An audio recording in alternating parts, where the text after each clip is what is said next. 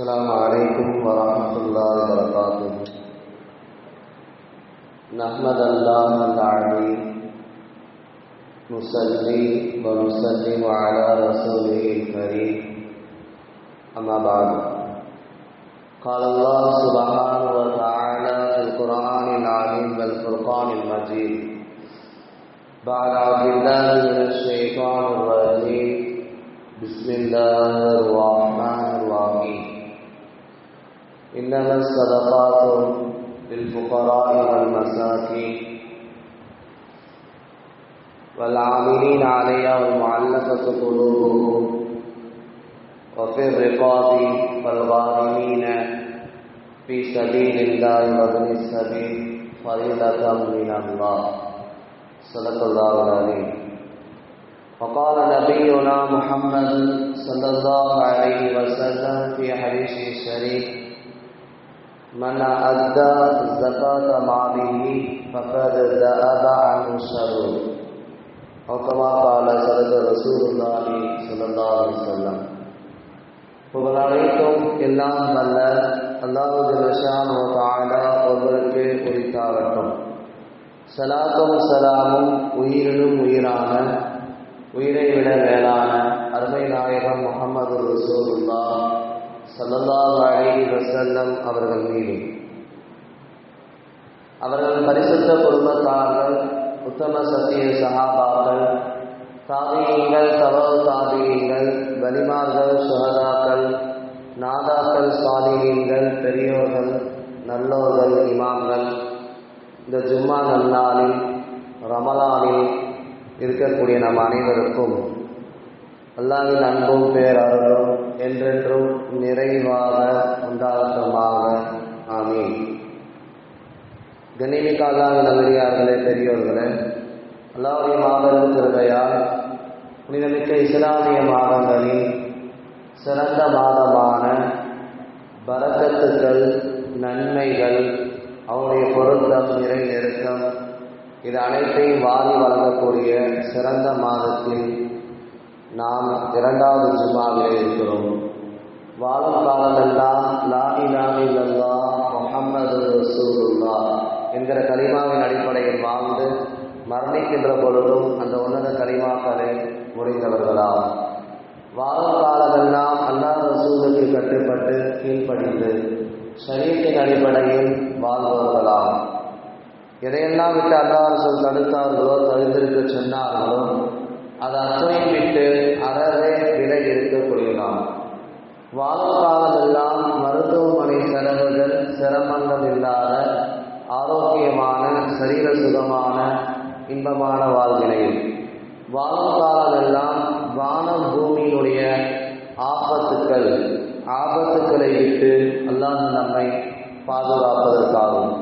வாழும் காலமெல்லாம் ஹஜ், உம்ரா போன்ற சிறந்த கடமைகளை மீண்டும் மீண்டும் செய்யக்கூடிய நற்பேற்றினையில் அண்ணலும் பெருமானார் ஸல்லல்லாஹு அலைஹி வஸல்லம் அன்னவர்களை கனவிலும் நினைவிலும் கண்டுகளிக்கக்கூடிய பாக்கியத்தினையில் முத்து முஹம்மது ரசூலுல்லாஹ் ஸல்லல்லாஹு அலைஹி வஸல்லம் ரவுலா ஷரீஃபை ஜியாரத் செய்யக்கூடிய அற்புதமான பாக்கியத்தினை, மேலும் கண்மணி முஹம்மது ரசூலுல்லாஹி ஸல்லல்லாஹு அலைஹி வஸல்லம் அவர்கள் என்னென்ன நலவுகள், துவாக்கள், கயிறு பரக்காத்துக்களை எல்லாம் கேட்டார்களோ, செய்தார்களோ, அது அத்தனையும் நமக்கும் நம்முடைய குடும்பத்தார்களுக்கும் வல்ல ரஹ்மான் பரிபூர்ணமாக தந்தருள் புரிவானாக. ஆமீன். கண்ணியமிக்க அல்லாஹ்வின் நல்லடியார்களே, பெரியவர்களே, அல்லாஹ்வுடைய மாபெரும் கிருபையால் 13வது நோன்பிலே நாம் எல்லாம் இருக்கிறோம். இப்பொழுதுதான் ரமலான் வந்தது போன்று இருக்கிறது. 10 நோன்பு ரஹ்மத்தை கடந்து 2வது மக்ஃபிரத் என்னும் பாவ மன்னிப்பினுடைய 10 3 நோன்பிலே நாம் இருக்கிறோம். அல்லாஹ் நம்முடைய நோன்புகளை, தொழுகைகளை, தான தர்மங்களை, நற்காரியங்களை கபூல் செய்து தந்தருள் புரிவானார். மாதங்களில் சிறந்த மாதம் ரமலான் மாதம். எத்தனையோ ஜும்மாக்களை நாம் அடைந்திருந்தாலும் ரமலானிலே ஒரு ஜும்மாவிலே நாம் இருப்பது அதிலும் ஆக சிறந்தது. அதுவும் அல்லாஹ்விற்கு பிடித்தமான, அவனுக்காக வேண்டி தான தர்மங்களை, நன்கொடைகளை, ஜகாத்துகளை நாம் இந்த மாதத்திலே, இந்த மாதத்திற்கு பெயர்களில் பல பெயர்களில் தான தர்மத்தினுடைய மாதம் என்று ஒரு பெயர் இருக்கிறது. எனவே அப்பேற்பட்ட சிறப்பிற்குரிய மாதத்தில் இருக்கக்கூடிய நாம் அல்லாஹ்வுக்காக வேண்டி ஏழைகளுக்காக, உறவினர்களுக்காக, வறுமையில் இருக்கக்கூடிய முஸ்லிம்களுக்காக வேண்டி நம்முடைய தான தர்மங்களை, ஜகாத்து சதகாக்களை வழங்குகிற பொழுது அல்லாஹ் நம்மை மென்மேலும் சிறப்பாக்கி வைப்பது மட்டுமல்லாமல் ஆரோக்கியமாக, வாழ்க்கையில் நிம்மதியாக, பரக்கத்தாக ஆக்கி வைப்பான் என்பதில் எந்தவித ஐயமும் இல்லை. முத்து முஹம்மது ரசூலுல்லாஹ் ஸல்லல்லாஹு அலைஹி வஸல்லம் சொல்லி தருகிறார்கள், ஹதீஸில் வருகிறது, இந்த இஸ்லாம் என்னும் கட்டிடம் 5 தூண்களால் வடிவமைக்கப்பட்டிருக்கிறது. புனியல் இஸ்லாம் அலா ஹம்ஸி ஷஹாதத்து அல்லா இலாஹ இல்லல்லாஹ் வ அன்ன முஹம்மது ரசூலுல்லாஹ் கலிமா வ ஹஜ்ஜுல் பைத் வ ஸௌமி ரமலான் வ ஸகாத். இந்த 5 தூண்களின் மூலமாக இந்த இஸ்லாமிய மார்க்கம் நிலைநிறுத்தப்பட்டிருக்கிறது, கட்டிடமாக வடிவமைக்கப்பட்டிருக்கிறது என்பது அன்னலம் பெருமானா ஸல்லல்லாஹு அலைஹி வஸல்லம் சொல்லித் தருகிறார்கள். நாம் குர்ஆனை ஓதிக்கொண்டே வருகிற பொழுது அடிக்கடி நம்முடைய வாயிலை உச்சரிக்கப்படக்கூடிய அந்த வார்த்தை அல்லது காதுகளால் கேட்கக்கூடிய வார்த்தை வஅகீமு ஸலாத வஆத்து ஸகாத், தொழுகையை நிறைவேற்றுங்கள், ஜகாத்தை கொடுங்கள். தொழுகையை நிறைவேற்றுபவர்கள் நாங்கள் தொழுகையை மட்டும் நிறைவேற்றுவோம், ஜகாத் கொடுக்க மாட்டோம் என்று யாராலும் சொல்ல முடியாது.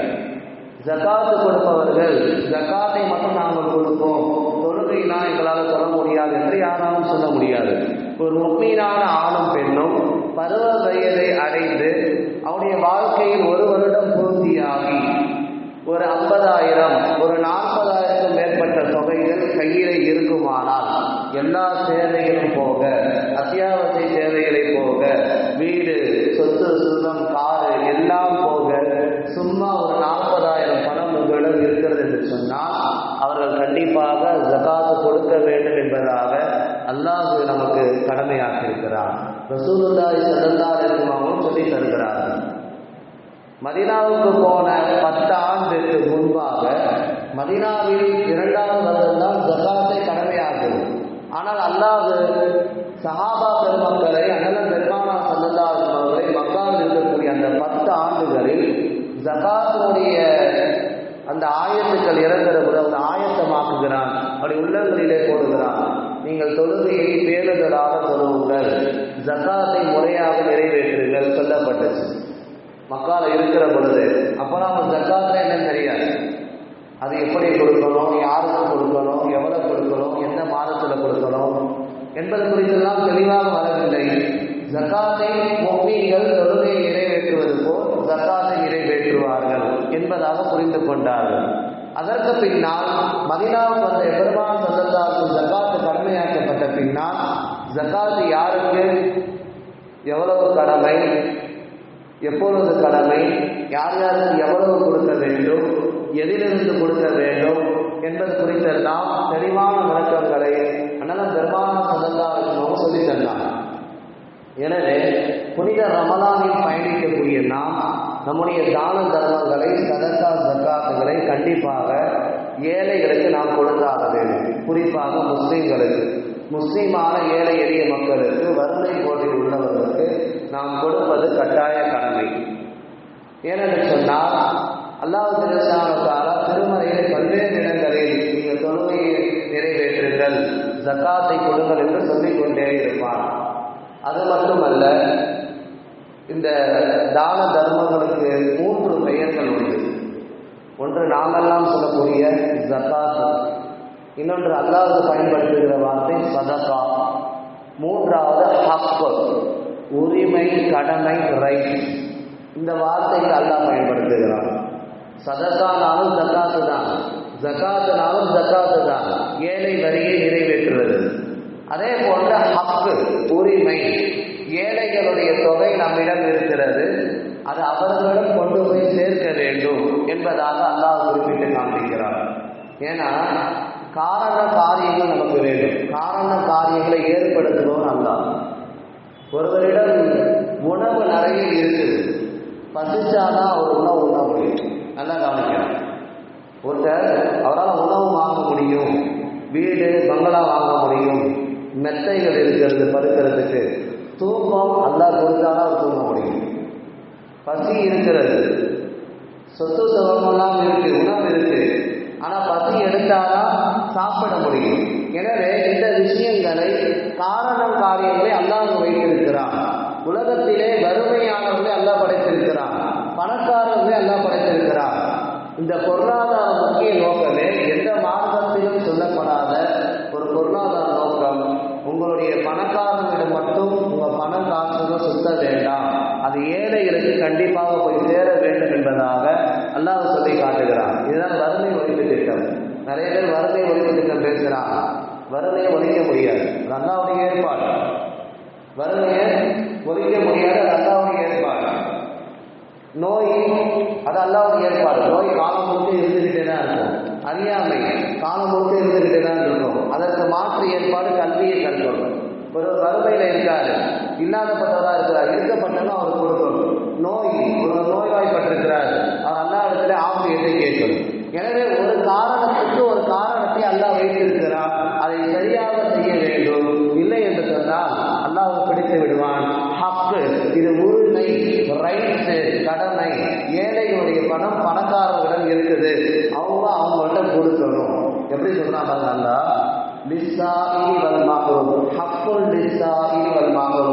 இல்லாதப்பட்டவர்கள், ஏழைகள், மிஸ்கீன்கள், அவருடைய உரிமைகள் செல்வந்தர்களிடம் இருக்கிறது என்பதாக திருமறையில பல்வேறு இடங்கள் எல்லாம் குறிப்பிட்டு காண்பிப்பான். எனவே நம்முடைய தான தர்மங்களை, ஜகாத்து சதகாக்களை வெளியே நாம் கொடுத்து விட வேண்டும். சில பேர் சொல்லுவாங்க, நான் கஷ்டப்பட்டு உழைச்சேன், நான் சேர்த்து வச்சேன், ஓடா தேஞ்சேன், பங்களாலாம் கட்டினேன், நான் எதுக்கு வெளியே கொடுக்கணும் அப்படின்னு கேட்குறாங்க. அல்லாஹ் காப்பாற்ற வேண்டும். அல்லாஹ் சொல்லுகிற பொழுது இப்படிதான் சொல்லலாம், உன் காசு பணம்லாம் எனக்கு தேவை கிடையாது.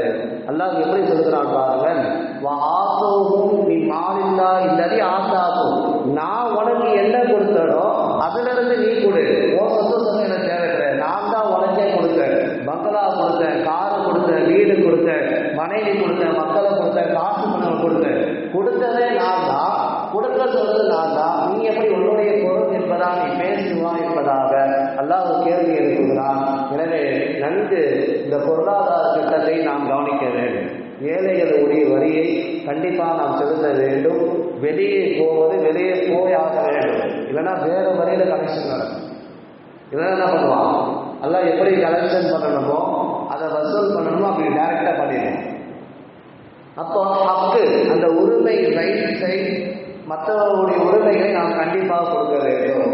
அல்லாஹ் அந்த காரண காரியங்களை நாம் ஏற்படுத்தி கொண்டே இருப்பான் என்பதாக திருமறை வாயிலாக பல்வேறு விஷயங்கள் குறித்து நம்ம பார்க்கணும்.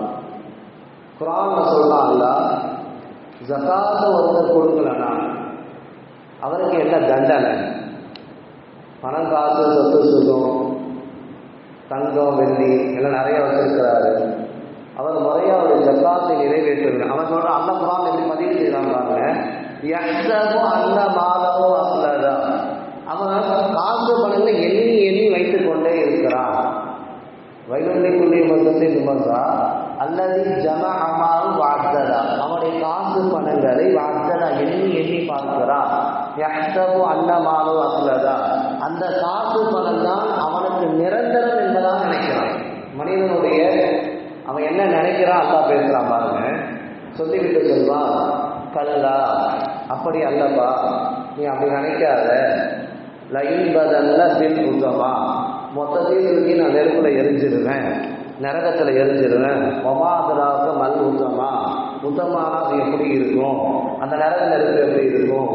நாவதாய் மூக்கதா, மனிதனை அவனை மூட்டப்பட்டு நெருப்பால் மூட்டப்பட்டு அல்லாஹ் வேதனை செய்வான். நீ உலகத்துல சேர்த்து சேர்த்து வைக்கிற காசு பணம் ஏழை எளியவருக்கு போகவில்லை என்று சொன்னால் அந்த காசு பணத்தெல்லாம் நரக நெருப்புல தூக்கி எரிஞ்சு ஒன்னையும் அல்லாஹ் நிற்க வச்சு கொடுக்குது என்பதாக சொல்லுகிறான் என்று சொன்னால் வேதனையுடைய உச்சத்தை நாம் பார்க்கிறோம். கடுமையை பார்க்கிறோம். குர்ஆன்ல வேற இடத்துல தௌபால அல்லாஹ் சொல்லுவான், நீங்கள் சேர்த்து வைக்கிற காசு பணங்கள் தங்கம் நெக வெள்ளி இதெல்லாம் நீங்க கொடுக்கவில்லை என்று சொன்னால், முறையான அவன் சொன்ன முறைக்கு கொடுக்கவில்லை என்று சொன்னால் அதை உருக்கி உங்களுடைய முதுகிலே ஊற்றப்படும். ரொம்ப கடுமையாகலாம் வசனங்கள் இருக்கிறது, ஹதீஸ்கள் இருக்கிறது, ஆயத்துகள் இருக்கிறது. எனவே நாம் அந்த பொருளாதார விஷயங்களை கவனிக்க வேண்டும். மக்களுடைய ஏழை வரி நிறைவேற்ற வேண்டும். நல்ல பெருமானார் ஸல்லல்லாஹு அலைஹி வஸல்லம் சஹாபாக்களும் ஷாபான் மாதத்திலே ஜக்காத்தெல்லாம் நிறைவேற்றுவாங்க. நிறைய ஏழைகள் எல்லாம் இருந்தாங்க. மதீனாவிலிருந்து மக்காவிலிருந்து கனிமத்து பொருள்லாம் மதீனாவுக்கு போவோம். இப்படிலாம் சில சட்டத்திட்டங்களை நம்ம பார்த்தோம். ஒரு கட்டத்தில் எங்களுக்கு எதுவுமே வேணாம், இங்கே யாரும் ஜக்காத் வாங்குற அளவுக்கு தகுதினா இல்லை, எல்லாருக்கும் பணக்காரன் ஆகிட்டோம் அப்படிங்கிறாங்க. எந்த அளவுக்கு திரும்பி அந்த கனிமத்து பொருளாக ரிட்டர்ன் அனுப்பப்பட்டுச்சு. இல்லாதப்பட்டவங்க கஷ்டப்படுறாங்கன்ட்டு கொடுக்கப்பட்டுச்சு. இங்கே ஜக்காத் வாங்குறவங்க யாருமே தகுதி இல்லை, எல்லாம் ஓரளவுக்கு அந்தஸ்தை உயர்ந்திருக்கிறோம், ஜக்காத் வாங்கி வாங்கி எல்லாம் ஓரளவுக்கு தகுதியாக பணக்காரலாம் ஆகிவிட்டோம், அந்த கனிமத்து போல திரும்ப நீங்கள் எடுத்துட்டு போயிருங்க என்பதாக ஒரு ஊரையே மாற்ற முடியும் என்று சொன்னால், இங்கே வெளியே போக வேண்டியது, கொடுக்க வேண்டியது வெளியே போய் ஆக வேண்டும். அதைத்தான் நல்லா சொல்லி காட்டுகிறான்.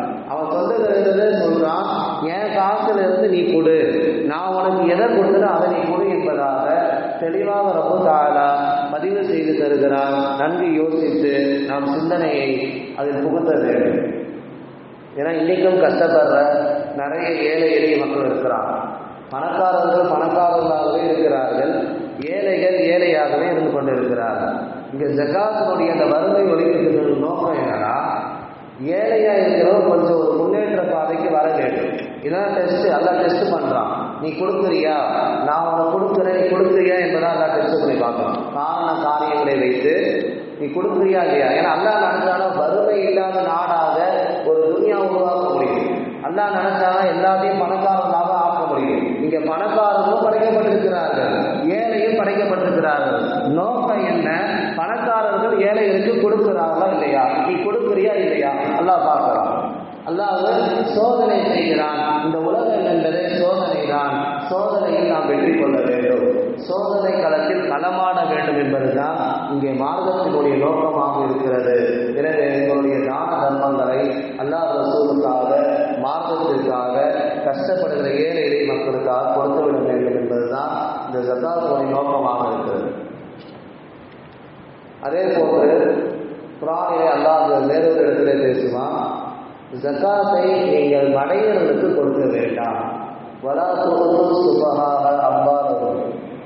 அதாவது சில பேர் இன்னைக்கு என்னன்னா, எவ்வளோ காசு கொடுத்தாலும் கிடைக்கணும்னு சொல்லி எல்லாம் கையேந்தி வாங்கிடுறாங்க. அது யாரு தகுதி, யாருக்கு கொடுக்கணும், இவங்கள்ட்ட கொடுத்தா இவங்க கரெக்டாக செலவு செய்வாங்களா, அல்லது வீண் விரைவு செய்வாங்களா, அல்லது மார்க்கத்துக்கு ஆகாத வரையில் செலவு செய்வாங்களா, இதெல்லாம் பார்த்து தகுதி தராதாரம் பார்த்து நீங்க கொடுக்கணும் என்பதாக அல்லாஹ் அந்த அழகிய வார்த்தையை சொல்லி தருகிறான். வலா துஅது சுபஹாஅ, மடையர்களிடம் நீங்கள் கொடுத்து விட வேண்டாம். இன்னைக்கு எவ்வளோ பேங்க் பேலன்ஸ் இருந்தாலும், எவ்வளோ பண காசு இருந்தாலும் சில பேர் கையேந்துவதும் அதை வழக்கமாக வைத்திருக்கிறார்கள். அவர்கள் இங்கே சிந்திக்க கடமைப்பட வேண்டும்.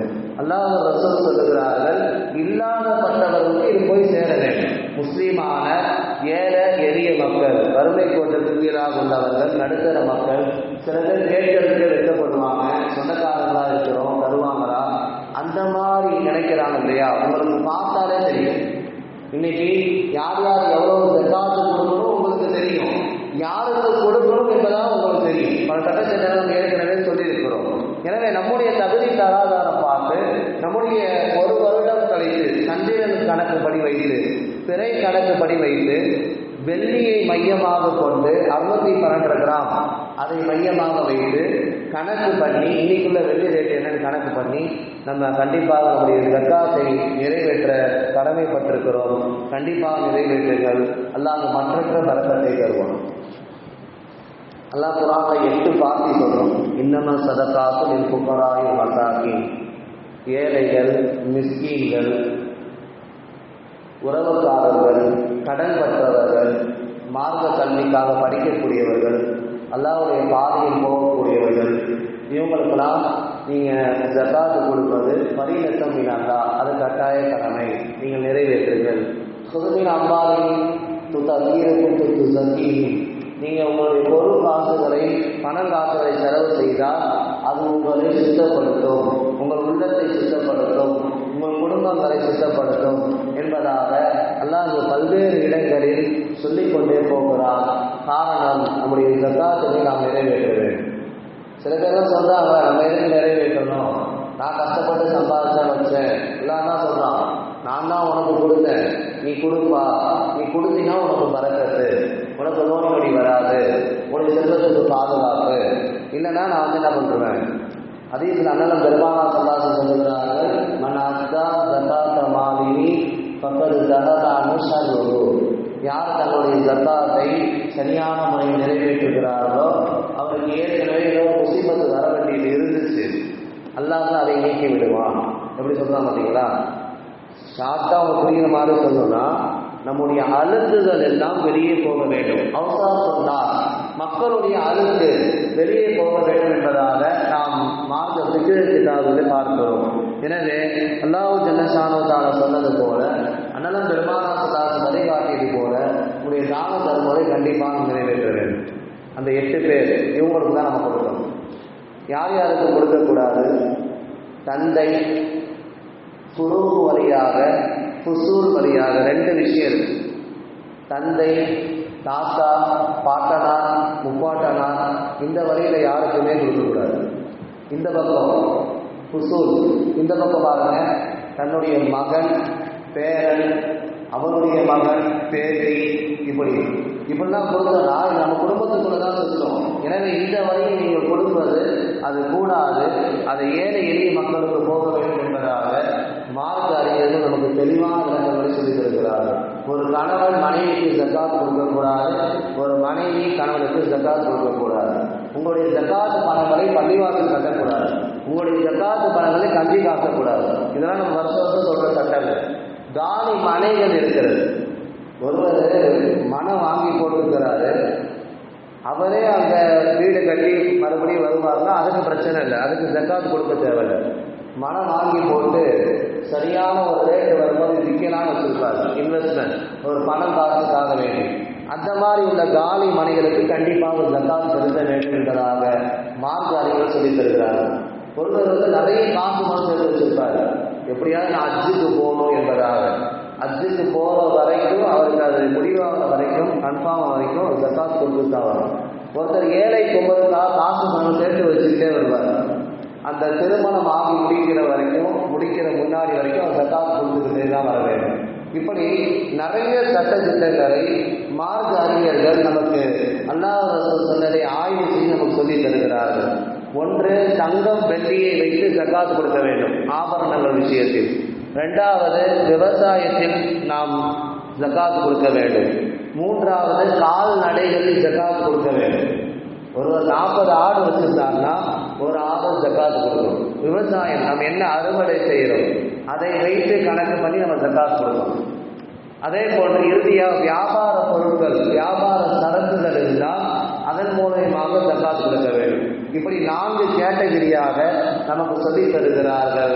ஆக மொத்தத்தில் உங்களுடைய பணம் காசுகள் உங்களிடம் மட்டுமே சுற்றி தெரிய வேண்டாம். அது ஏழைகளுடைய பணம், அது ஏழைகளுடைய உரிமை, அது ரைட் என்பதாக அல்லாஹ் குறிப்பிட்டு காட்டுகிறார். நீங்க அங்கு அவங்க கொடுத்தே ஆக வேண்டும்.